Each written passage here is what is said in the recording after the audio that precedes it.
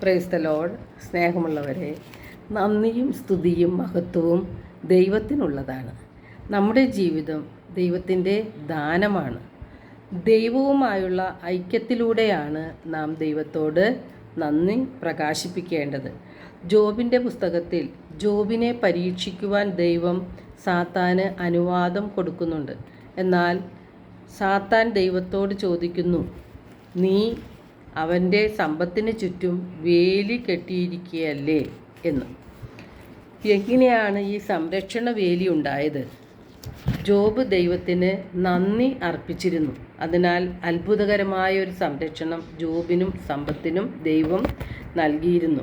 തനിക്കുള്ളതെല്ലാം ദൈവത്തിൻ്റെ ദാനമാണെന്നും എല്ലാ മഹത്വവും സ്തുതിയും നന്ദിയും ദൈവത്തിനുള്ളതാണെന്നും എന്ന ബോധ്യം ജോബിനുണ്ടായിരുന്നു. അവൻ ദൈവത്തെ മഹത്വപ്പെടുത്തിയതിനാൽ ദൈവത്തിൻ്റെ പ്രത്യേക സംരക്ഷണവും ജോബിനും സമ്പത്തിനും ലഭിച്ചിരുന്നു. ജോബിൻ്റെ മക്കളും സമ്പത്തും എല്ലാം നഷ്ടപ്പെട്ടപ്പോഴും ജോബിന് അസുഖം ബാധിച്ചപ്പോഴും ജോബ് പറഞ്ഞത്, കർത്താവ് തന്നു, കർത്താവ് എടുത്തു, കർത്താവിൻ്റെ നാമം മഹത്വപ്പെടട്ടെ എന്നാണ്. ഒരിക്കലും നിരാശയോടെ ജീവിതത്തെ കണ്ടില്ല. ദൈവം നമ്മിൽ നിന്നും നന്ദി ആഗ്രഹിക്കുന്നുണ്ട്. ലൂക്ക 17:11 യേശു 10 കുഷ്ഠരോഗികളെ സുഖപ്പെടുത്തുന്നതായിട്ട് നാം കാണുന്നുണ്ട്. എന്നാൽ ഒരാൾ മാത്രമാണ് തിരിച്ചു വന്ന് ദൈവത്തെ മഹത്വപ്പെടുത്തിയത്.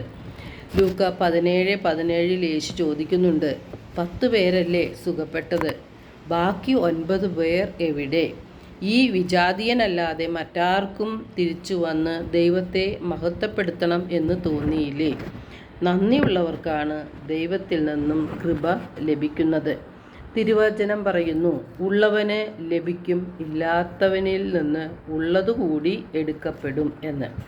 എന്തുള്ളവനെയാണ് ദൈവം വീണ്ടും വീണ്ടും കൊടുക്കുന്നത്?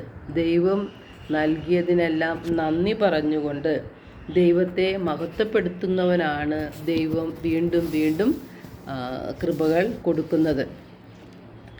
സ്വപുത്രനെ പോലും നമുക്ക് വേണ്ടി നൽകിയ ദൈവത്തിന് നാം നന്ദി പറയേണ്ടതല്ലേ എന്ന് ചിന്തിക്കണം.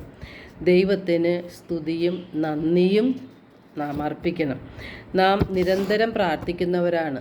പലവിധ ആഗ്രഹങ്ങളും ആവശ്യങ്ങളും നമുക്കുണ്ട്.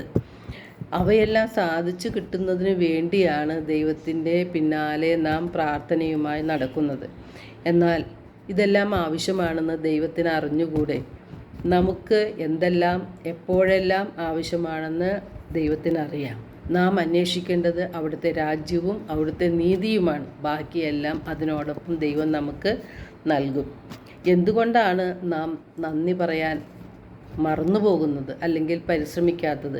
നമ്മുടെ ഉള്ളിലുള്ള അഹങ്കാരം തന്നെയാണ്.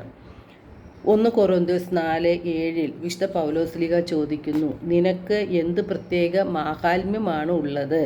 ദാനമായി ലഭിച്ചതല്ലാതെ നിനക്ക് എന്തുണ്ട്? എല്ലാം ദാനമായിരിക്കെ ദാനമല്ല എന്ന മട്ടിൽ എന്തിനു നീ അഹങ്കരിക്കുന്നു? നമ്മിൽ പലരും ചിന്തിക്കുന്നത്, നമുക്കുള്ളതെല്ലാം എൻ്റെ കഴിവ് കൊണ്ടും എൻ്റെ അധ്വാനം കൊണ്ടും എൻ്റെ ബുദ്ധി സാമർഥ്യം കൊണ്ടും ഞാൻ കഷ്ടപ്പെട്ട് നേടിയതാണ് എന്നതാണ്. എനിക്ക് വെറുതെ ഒന്നും കിട്ടിയില്ല.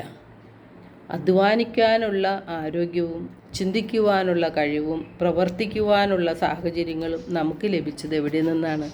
അതെല്ലാം ദൈവത്തിൻ്റെ ദാനമാണ്. പ്രവർത്തിക്കുവാനുള്ള ആരോഗ്യം നൽകിയതും ദൈവമാണ്. ഈ ഭൂമിയിലേക്ക് വന്നപ്പോൾ നാം ഒന്നും കൊണ്ടുവന്നില്ല. ഇവിടം വിട്ടു പോകുമ്പോൾ നാം ഒന്നും കൊണ്ടുപോകാനും പോകുന്നില്ല. ദൈവത്തോട് നന്ദി ഉള്ളവരായി ദൈവത്തെ മഹത്വപ്പെടുത്തിക്കൊണ്ട് ഈ ലോകത്തിൽ ജീവിക്കുകയാണ് നാം ചെയ്യേണ്ടത്. ദൈവത്തോട് നന്ദി പറയുമ്പോൾ ദൈവത്തിൽ നിന്ന് കൃപ ധാരാളമായി നമുക്ക് ലഭിക്കും. എല്ലാവർക്കും ഒരു നല്ല ദിനം ആശംസിക്കുന്നു. ദൈവം നമ്മെ ഓരോരുത്തരെയും സമൃദ്ധമായി അനുഗ്രഹിക്കട്ടെ.